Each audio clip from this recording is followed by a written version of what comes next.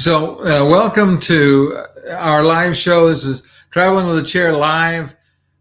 She's Cheryl. He's Ken. And tonight, nice to have you with us.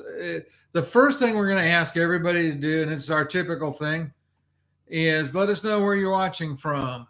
And if you're watching on the replay, you can let us know that as well. So just put it in the comments. Let us know where you're watching the show from.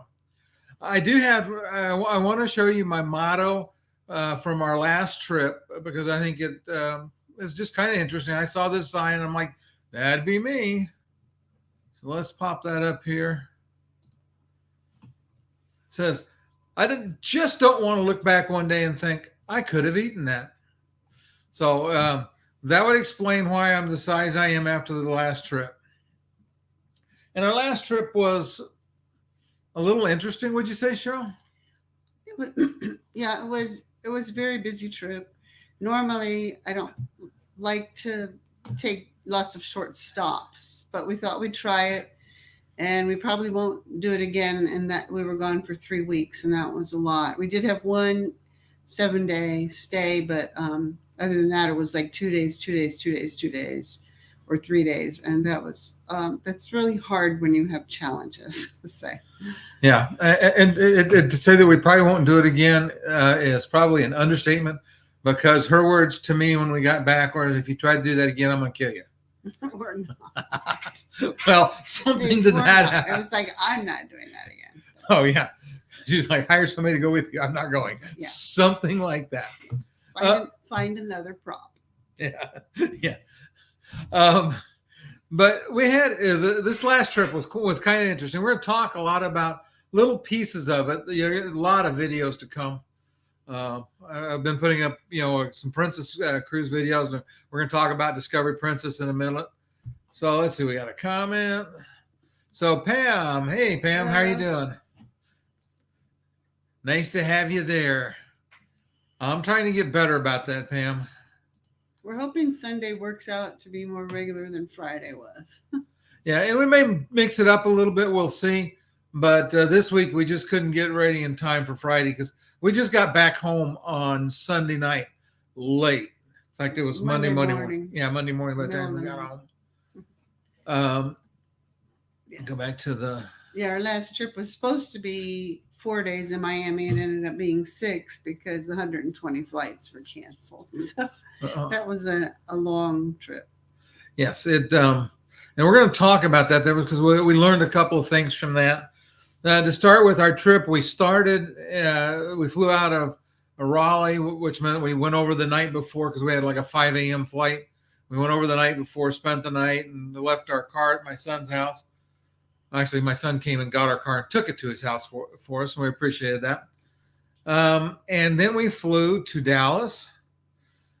And, if you didn't hear the story, I'm going to share it because we're going to talk a lot about things that went well, but we're going to talk about a lot of things that didn't go well on this trip. Went to Dallas, gate checked the wheelchair. Now, in theory, gate checked means that, you give it to them at the gate and they give it back to you at the gate. What he means by gate is right before you get on the plane, they take your wheelchair down and put it under the plane. And if you need a wheelchair at that point, they have these small little mini wheelchairs that you sit on, and they take you to your seat on that.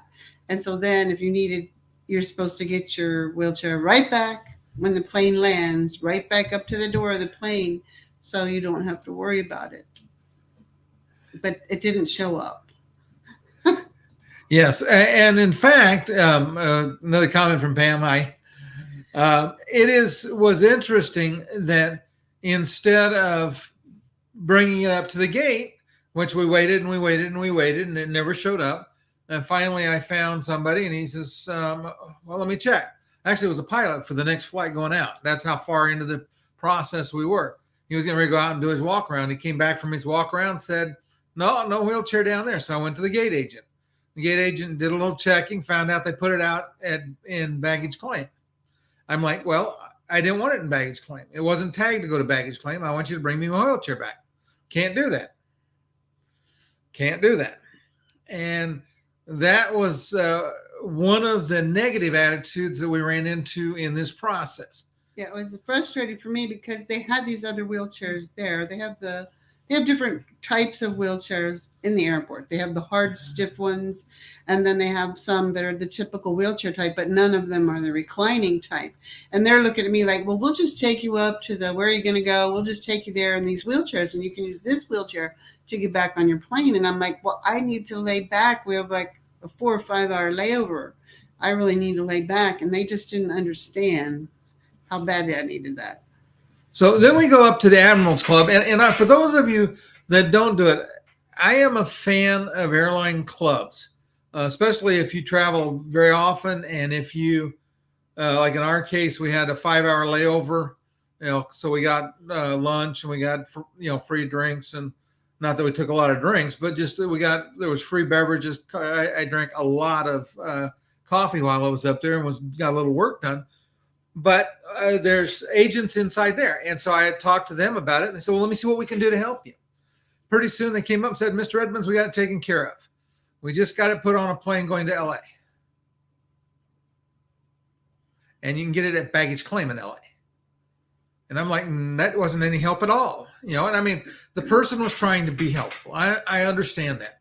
But how hard would it be for them to go get it out of baggage claim, since they're controlling what's out there, and bring it upstairs? That's all they had to do. They took it there. Yeah, so they put it there. Yeah, and so I just had to like scoot way down in the seats. And now this was the advantage of the Admirals Club, has a variety of different seats. And I was able to scoot down in a nice cushy seat and, lean back as far as I could. And they do have free, like small meal type foods, soups, and little mini tacos. And so, so it was it's a nice place to wait out for your next flight. Yeah. Anyway, so that being said, we got a hold of somebody higher up in the management chain, and this person said it will be at the gate for you when you get to LA, and it was. And that, made me much happier. But first thing we're going to talk about is we're going to talk about pre-cruise stays. Nice to see so many. There's some of you haven't told me where you're watching from, so we'll give you that opportunity still. You can just put that in the comments. I'm going to encourage you when you're traveling. We cruise a lot, but especially if you're cruising, you're going somewhere to leave from. Too many times we miss out on some really good opportunities, because in this trip we had a hotel stay, a 7-day cruise, a 2-night hotel stay, a 1-night hotel stay, 2 cruises back to back, and then 4 nights in a hotel. So we were moving around a lot. But when we first got to San Pedro, which is where we cruised. Actually, we cruised out of we cruised out of San Pedro, and we decided, and we made plans ahead of time. Yeah. It was a tough trip, which is why Shell said never again. No more 3-week trips. Unless it's 3 1-week cruises, I'll go for that. I'm all for that. Yeah, or 1 3-week cruise would even be better. Hello from San Antonio. We lived in El Paso for many years. Hi, Nan. Nice to have you in tonight.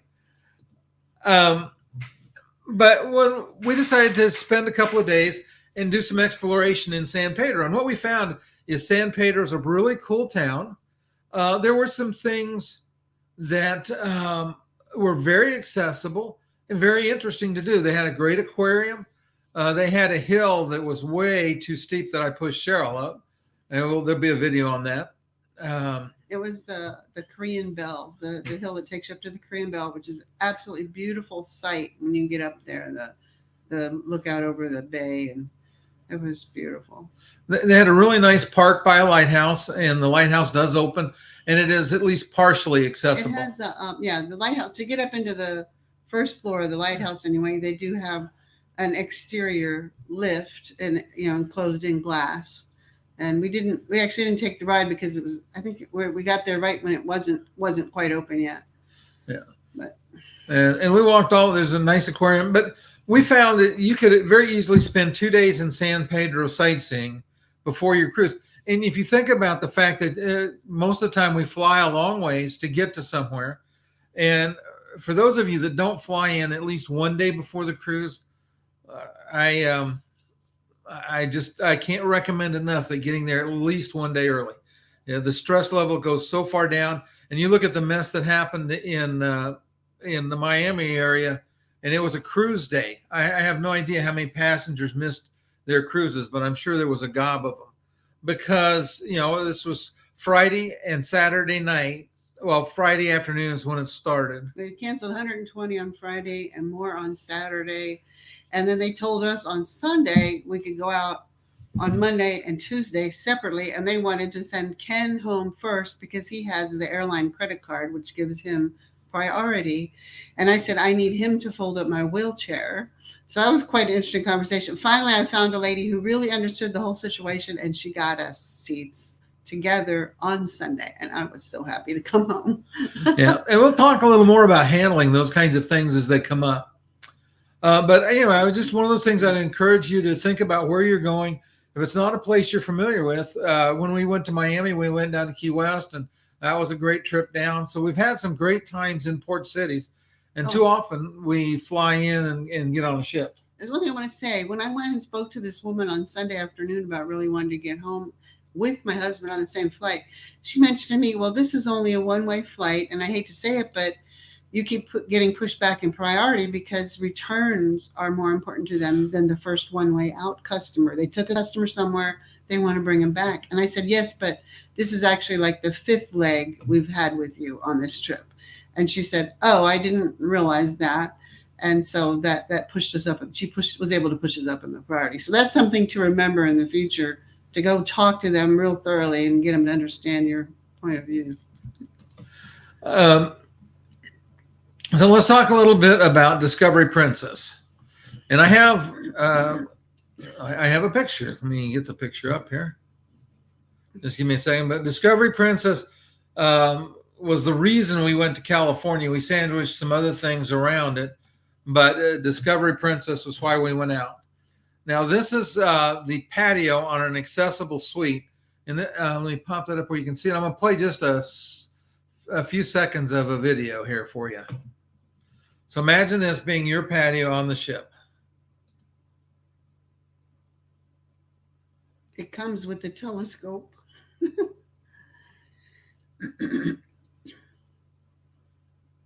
And all of that is your patio. So we were pretty impressed with that as a. It wasn't our patio, by the way. We wanted it, but it wasn't our patio. Wasn't our patio, yes. But we thought that Discovery Princess is a beautiful ship. I've been releasing videos about it. So you'll want to check out those videos if you like ship pictures and ship tours. The one thing I will say that they didn't get right yet on Discovery Princess, and this is true on so many cruise ships, is they will have a ramp for the wheelchair to go up, which is great. But then they'll have a manual door that might be really stiff. And heavy, very heavy doors.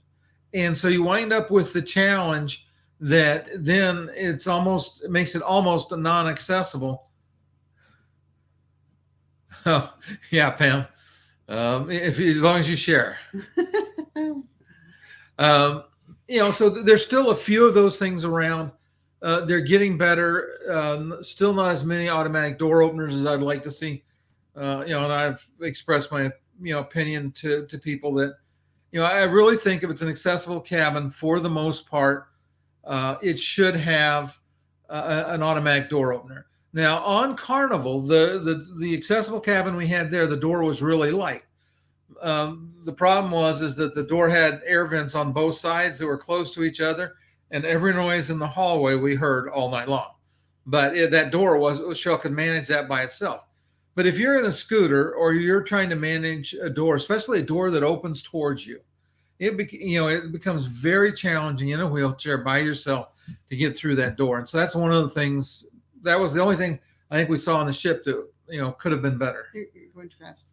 Oh, on the ship that he's talking about with the door, with the ventilated door, it was the Radiance of the Seas for Carnival, and it was also the first time we ever stayed in a room that runs like the long way along the corridor.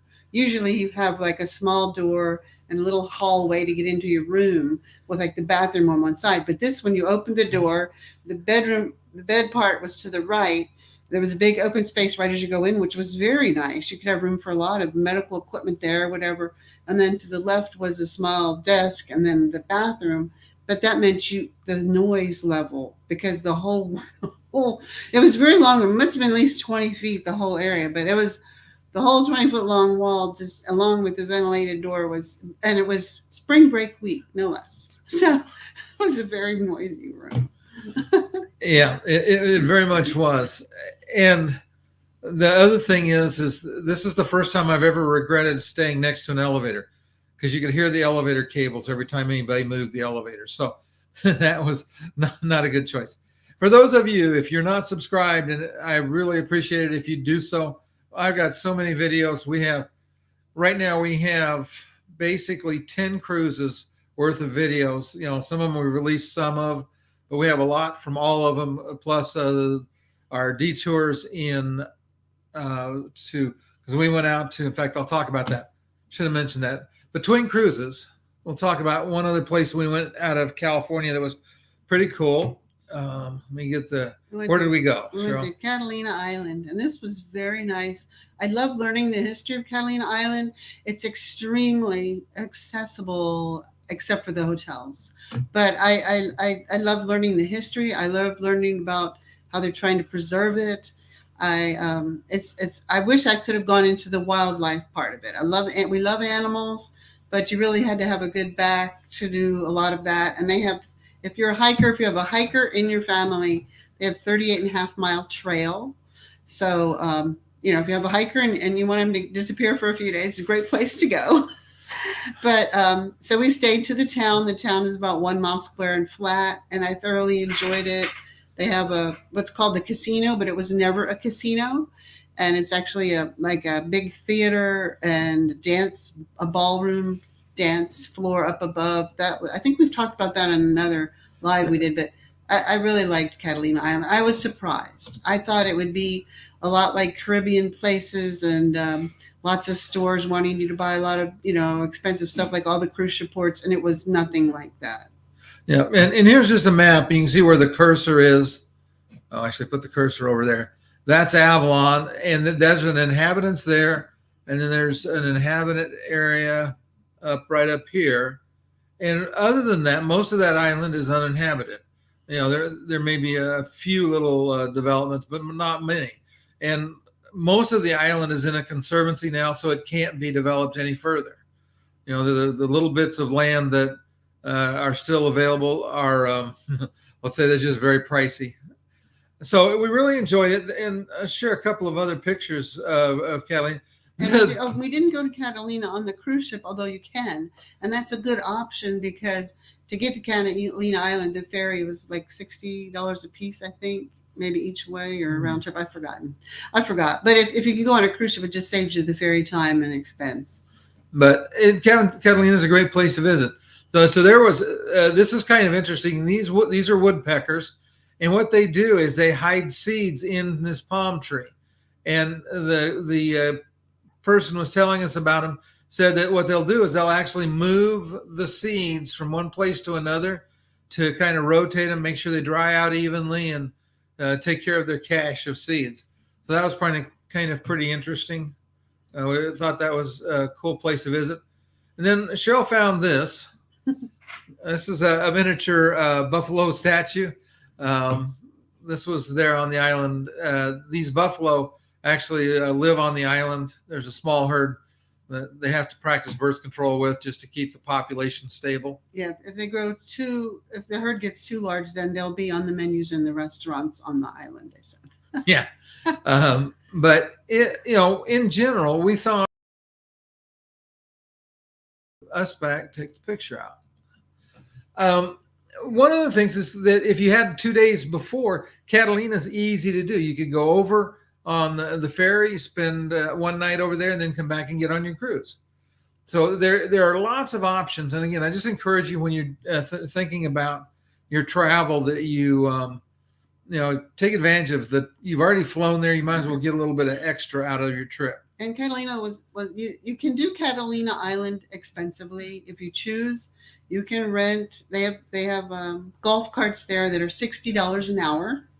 So you can like rent that for the whole day if you want to, or you can do like we did, and we took the bus has a ramp, and we took the bus, and it was only a few dollars, and we had it drop us off where we wanted to be dropped off, and then we catch it, again later. We were able to push our way over to the casino. It's really not that far, just right at the edge of town.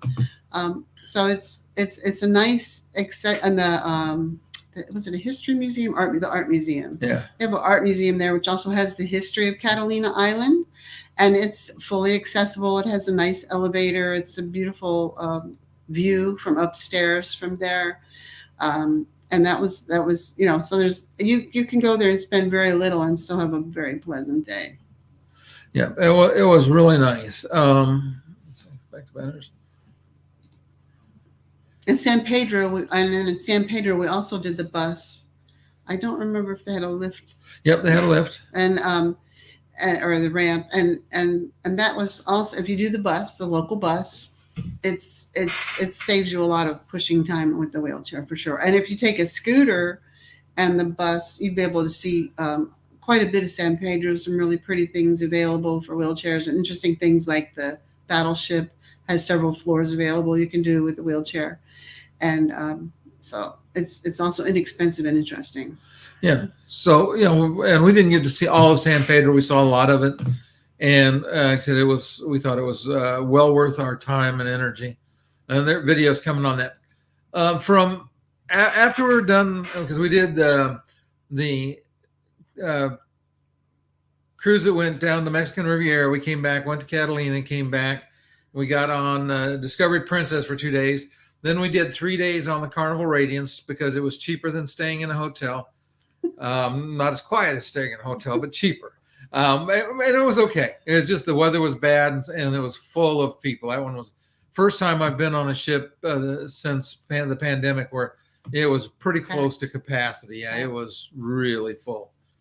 We'll talk a little bit about Cruise 360 because Cruise 360 is for travel agents the biggest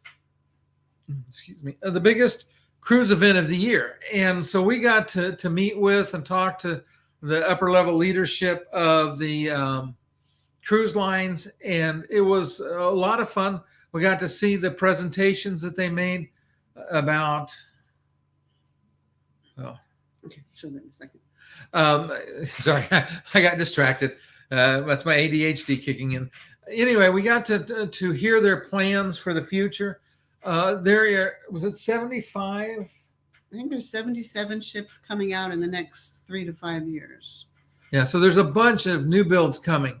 MSC has got a new build, and also they have in addition to the new build, they actually have kind of like a new line there. It's like a secondary line. It's kind of an upscale version of MSC. Royal Caribbean's got new ships. They just got one. They just named another one. Cunard's got the Queen Anne is coming. Carnival's got new ships.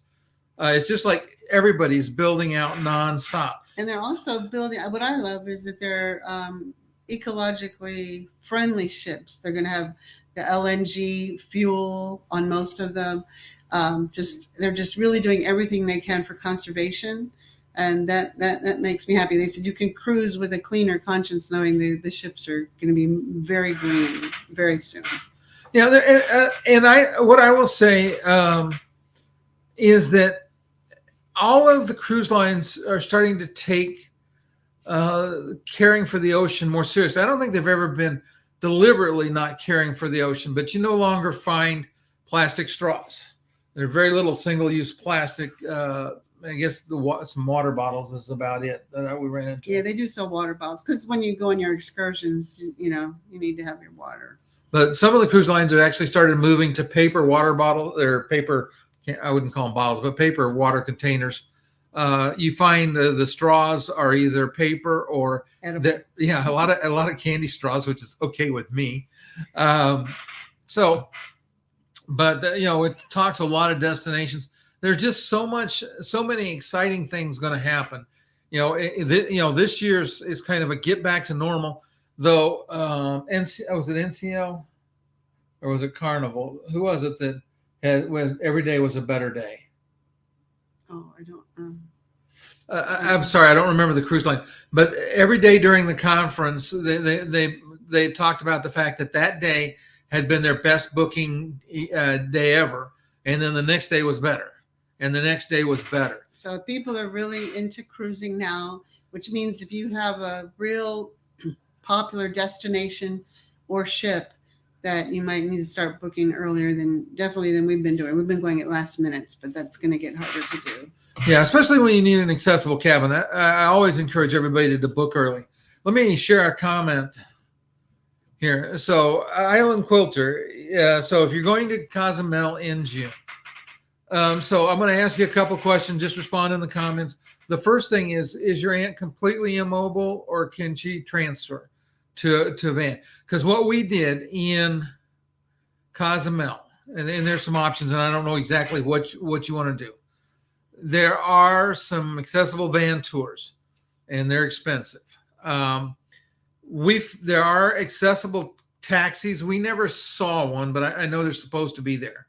In our case, because Cheryl could transfer, we'd fold up the wheelchair and put it in the back. They'd have a van or something, and we went to a variety of places and enjoyed it. One of our favorite, if you like beaches, is we loved, actually we have two favorites. Chonkanab was really nice. And we liked Mr. Sancho's. Yeah, Sancho. Yeah, Mr. Sancho's. Yeah, both of those are very nice beaches. And I think it cost $30 each way or $25 each way. And so that wasn't bad. For many, as you could get into the van, that'd be the same price. So I don't know if that's an option for you, but that worked for us very well. And we just stayed in one place for that day. Okay. So, and Island Quilter, I'll throw another question at you. What are you interested in doing in Cozumel? Because that'll affect it a little bit. Yeah, Pam, it's too bad you couldn't make a trip, because it was really nice when they were running at 30% capacity. It was like having your own yacht. But if she can walk with a cane, for just mostly if she can transfer, because almost everybody will take an Island Quilter. The ruins are usually on the tours, I think, more. Yeah. I don't know about it if you could get a taxi to a ruin or not. Yeah. Maybe. There's we haven't done the ruins because they're less accessible. And so we did the things we felt were most accessible. So that's why we haven't done. What was that park that we went? Chonkanab has some like miniature ruins, which are to like show you they can give you the history of the ruins, and they can give you a tour in their little mini ruins section, which is like a miniature reconstruction of some of the others. And that's fully accessible. They pushed me around in a chair because there are some roots that stick up on that path, and they are making it more accessible each year as time goes by. And but if you want to see the original ruins, it will probably be more expensive than just doing the things that we chose that were closer. Yeah. And again, we're working on trying to document it, but there are so many things to do and see, and there's just two of us. And Shell said no more 3-week trips. Yeah. Yeah, but and so like at Chonkanab Park, you can swim with the dolphins. They have the nice beaches there, and you can do couldn't you do the underwater walking? With they have the sea trek with like where you wear like a a helmet that's kind of heavy and holds you down to the bottom, and you can go for a walk underneath there. I don't know I think they had snuba available. Now the beach that actually touches the water was pretty small there, but they had a large area that was sandy that you could go there and do what you wanted to. Mr. Sancho's was great for getting to the water. They have one beach wheelchair, and they will push you to wherever you want. And there's videos on Chonkanab and on Mr. Sancho's on the channel. So and Mr. Sancho's will take you back to the restroom on the wheelchair. They'll push you back there. They have a woman in attendant in the ladies' room, I know. So everything was cool there. Okay, so I have another question for you. Well, let's see. Okay. That's what happened. This one was I didn't mean it to be scrolled. But what's your favorite cruise line and why? Put a note in the comments, please. Let us know what you think. My favorite cruise line usually depends on my budget, my time available, and what the special is this month on cruises. No, I will say I don't think we've ever had a bad cruise. No, I don't think so. Even the Radiance, the spring break week, packed full, with lots of children that we're not used to anymore at our age. But the meals were great still, and we had nice quiet time in the dining room every evening, and the food was great at lunch, and lots of restaurant choices. And the weather was on the good. It was kind of cool too, so we kind of stayed in our room because we didn't really want to sit on the deck. But yeah, it wasn't a bad cruise. It was just a noisy cruise. Yeah, and like I said, it was better than a hotel. And I would say this, that a lot of times what we pick for cruises, as Cheryl mentioned, is very budget driven, because these cruises we go on, with the exception of like two cruises we've had free. Well, actually, I guess we've had three free ones. We've had 3 free cruises for traveling, but they were all because we were travel agents, not because we did video. The rest of these are okay. Okay, I was looking at. Sorry, I stopped to look at Island Quilter's cruise line stuff. That's me. An ADHD kicks in. Mr. Sancho's, I would do it on my own, but you can do it as an excursion through the ship if you want to. Like I said, we loved Mr. Sancho's. The food was good. we have a video on that. Yeah. So in all, we liked that a lot. I agree. Royal Caribbean is great, and Carnival's good. Yeah, a lot of it depends on the aspect. I'm actually starting to work on a blog. By the way, we just posted a blog about our time in Ensenada, so that's up. There will be coming up soon. There will be some more blogs. It's just as fast as we can write them. I've done 5 videos since I got home 6-7 days ago, so we're working pretty fast on it. But it's just a lot to do. The Ensenada port itself was way nicer looking than I expected from what I'd heard from people. But you have to watch the video or read the blog to get all the details. Yeah. I would say this too about cruise lines. A lot of it depends on what you want. And the blog I'm working on right now is about Carnival's free specialty dining. And in my opinion, and it is just my opinion, Carnival has the best free specialty dining because they have a ton of restaurants. They have a Mongolian stir fry that's free at lunch. They have a pasta bar that's free at lunch. They have pizza that's 24 hours a day. Though their sister company, I think, has better pizza, and that'll be the subject of another discussion. They have Shaq's Big Chicken, which is really good. The Blue Iguana for Mexican food. They have Guy's Burgers. They have Guy's Pig and Anchor for lunch. So they just have a ton of free specialty food. So you have to check it all out when you get on the ship, or even before you get on the ship, because like Guy's Pig and Anchor is a fee at night, but if you want to go for lunch, it's not. And then their Asian restaurant is a fee at night, but at lunch the Mongolian barbecue is free, and it's different. At the Mongolian, it's different food than they have at night, but it's still the same. And then the pasta buffets in the Italian restaurant, it's free at lunch, but at night it's a fee. And of course, the nighttime menus are much more extravagant and a lot more choices than they have at lunch. But it gives you a chance to get the feel of the restaurant and an idea of the flavors, and it's flavor. Pretty good. That's me. Everything I listed, flavor. Okay, so we're going to talk just a little bit. Our Alaska cruise plans have changed just a little bit.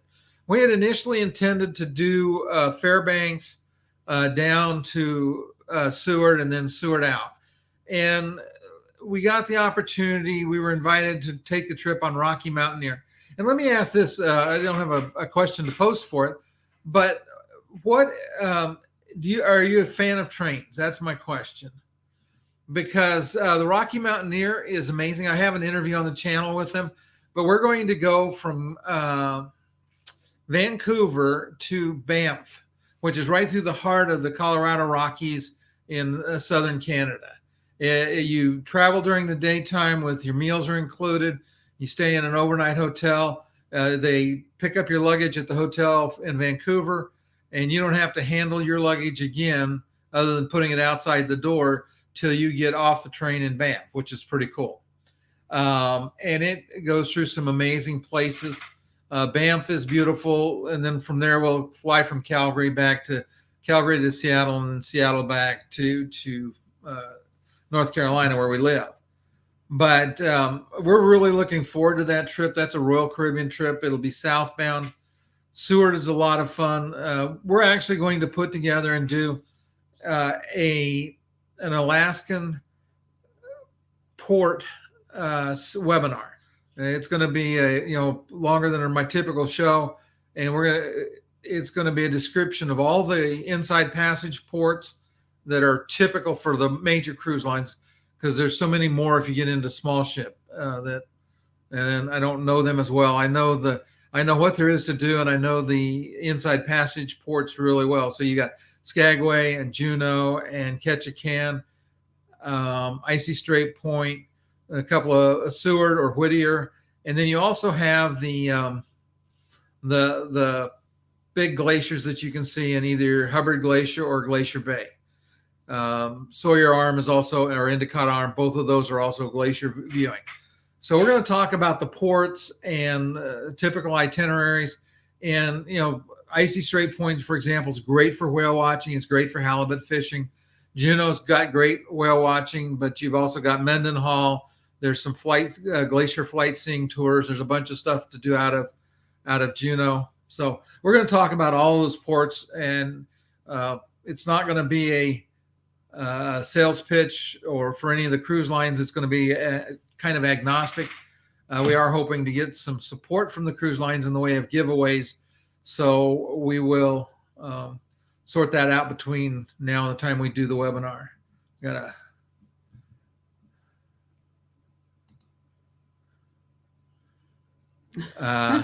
Yeah. Pam knows, she's from Canada. Oh, we've never been to Banff, so now I'm more interested than when he first mentioned it. I've never heard of it before. Yeah, and so we're looking forward to it. We're going to have a couple of days to explore Vancouver, and again, Vancouver is one of those ports that if you're going into or leaving Vancouver, spend some time there, because they're accessible. There's a lot to see and do. It's a beautiful, beautiful town. There's some other places close by. You can reach Victoria's easily. So that's just one of those things that's well worth some extra time.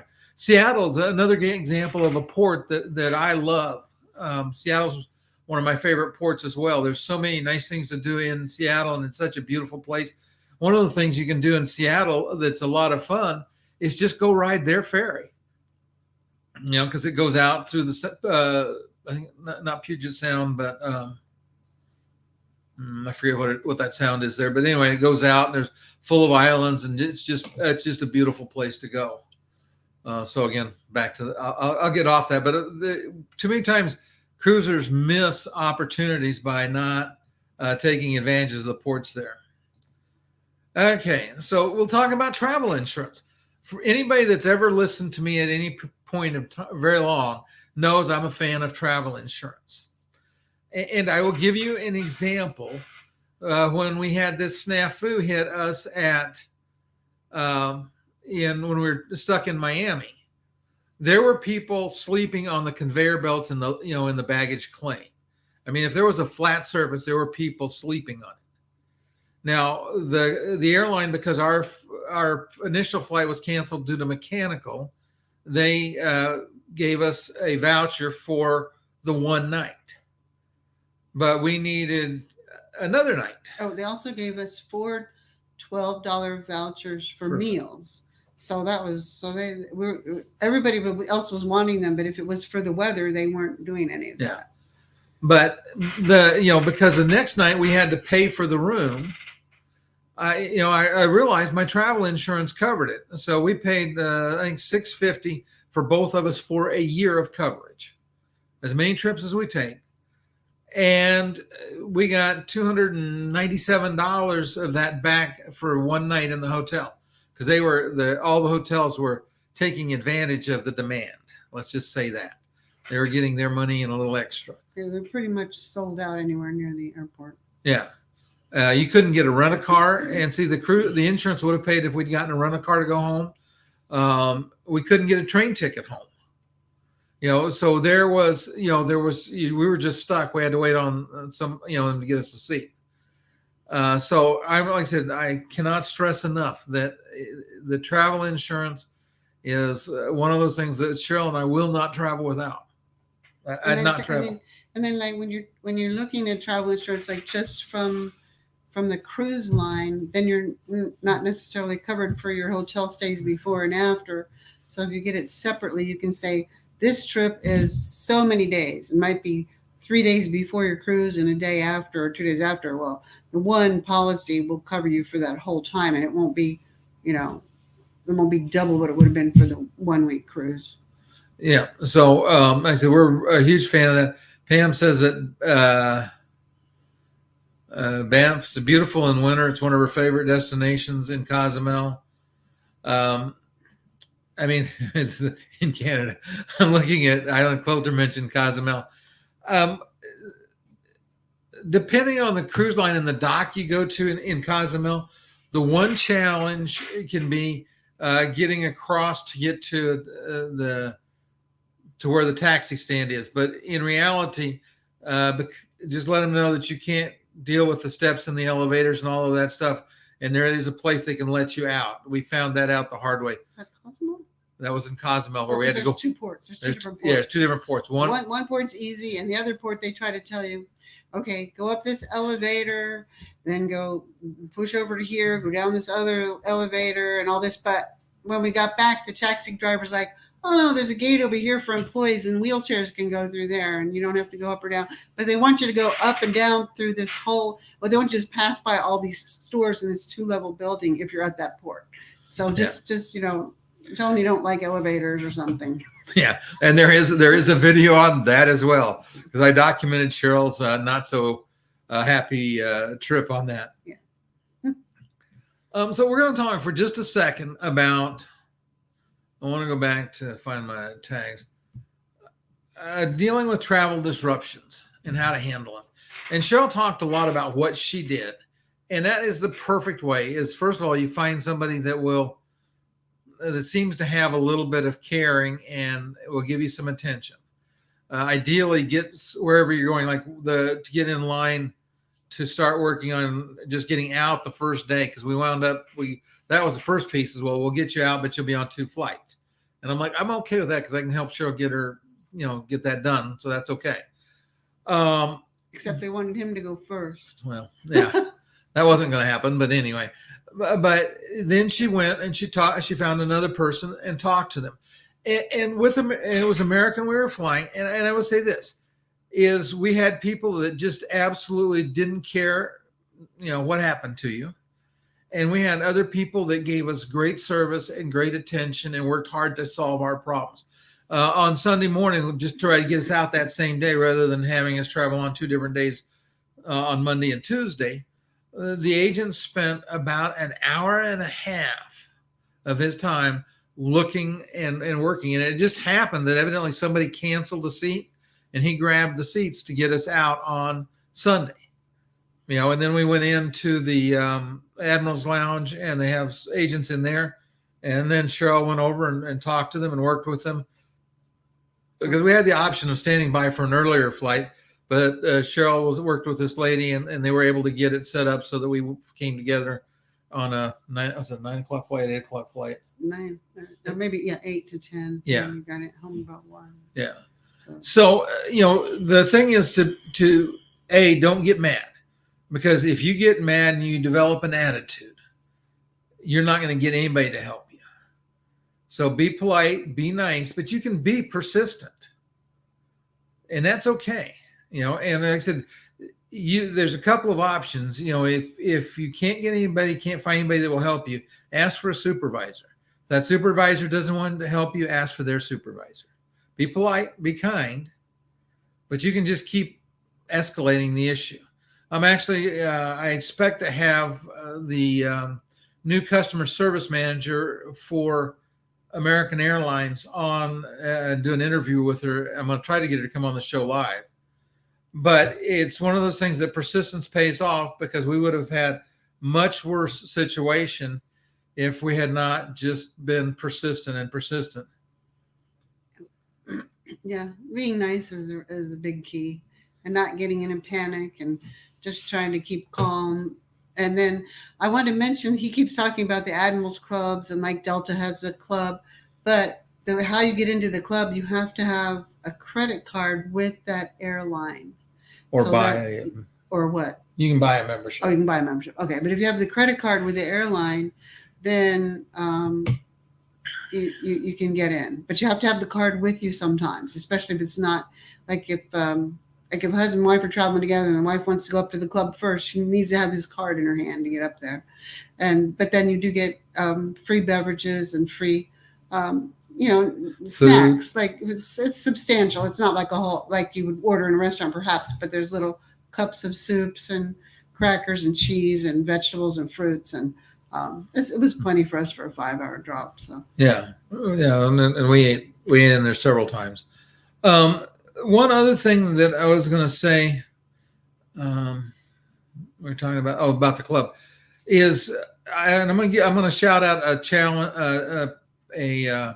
channel that's run by a friend of ours, and it's Traveling Well for Less. But she has a website and a YouTube channel. I think it's traveling. I'll put it in the description because she's really good at helping you find inexpensive ways to get in to places, because we're a fan of using miles. A lot of our travel's been with miles, and it's learning to manage credit cards effectively. And you do that, you sign up for the offers. So like we have one from our last flight, which one purchase of any size gets, I think it's 50,000 miles. Well, 50,000 miles is in the U.S. typically 2 round trip tickets. So most of this trip that we went on was on miles. We didn't buy airline tickets. Another thing I want to throw out too for you is it's been interesting because Miami to Fort Lauderdale, a lot of times you can fly into Miami less than you can fly into Fort Lauderdale. And one thing that it took me a lot of research to sort out that we could do it, is we took what's called Tri-Rail. And Tri-Rail is a train. I want to say it was $5 a piece. It was like maybe 8 or 6. I forget. It's very inexpensive, but you can go basically from the Miami airport to the Fort Lauderdale airport, and it's accessible, and they've got luggage storage, and it worked really well. We went over to Fort Lauderdale. We came back from Fort Lauderdale on it. A lot less stressful, a lot less expensive than renting a car would have been, and it was also I thought it was very comfortable, very easy. Well, what I learned on this trip was the Tri-Rail was easy. I mean, it's a long push in the wheelchair from when you get off your plane there to get over to the Tri-Rail system. But it's all enclosed, so weather or whatever, you can still get there, and it's all accessible. And then when you get to the Tri-Rail station in Fort Lauderdale, if the weather's bad, you'll want to have a poncho, because you do have to get to the buses. You have to cross over the railroad tracks on the street there at the corner, and then you take a bus from there. But it all has lifts. It's all lift accessible, and you take that bus over. What we did was we took that bus to the Fort Lauderdale airport, and then the hotels will pick you up at the Fort Lauderdale airport. So for like $6 a piece or something, we went from Miami to Fort Lauderdale and got to our hotel room. It did take some time, but that's the advantage if you go a day before whatever you want to do, or if you want to stay a day or two after, that you have time to, you can see the area and spend that money on that instead of transportation. Yeah. As we tend to be frugal travelers as well. And Pam, I understand the concern. And it might be, depending on how much luggage you had, it might be a challenge. The scooter wouldn't have been a problem.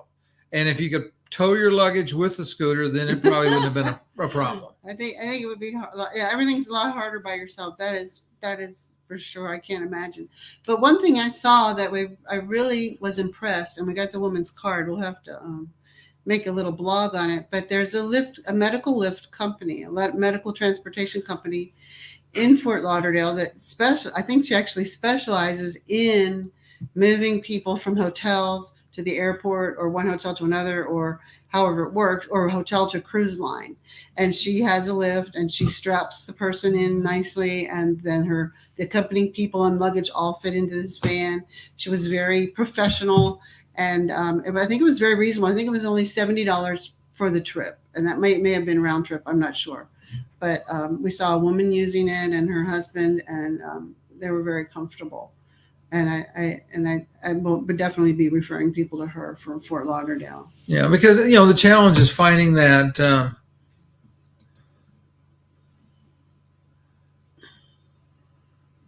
So three suitcases becomes a challenge.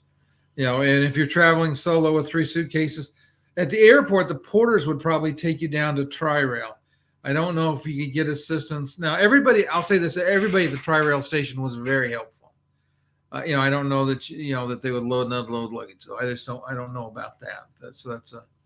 That is the challenge when you travel solo. It might depend on their own bag, because maybe they personally couldn't do it. Yeah. But the day we went, there was a lot of young people. I'm sure someone would have helped you if you'd asked or offered a tip. Yeah. So anyway, we are going to let you go. It's been great to see you for the whole show, Pam. For everybody else that came and left, we appreciate you joining us. Hopefully those that are watching on the replay will get some value out of it. If you're getting value out of it, comments and hitting like really help in getting YouTube to promote the channel. And it helps us to be able, the better YouTube promotes us, the easier it is for us to go do other things. So we appreciate everybody's support, and we'll talk to everybody next week. Thanks for watching. Yep. We'll see you, Pam. Bye. And you too, Alan Coulter. Thank you. Thanks for being with us.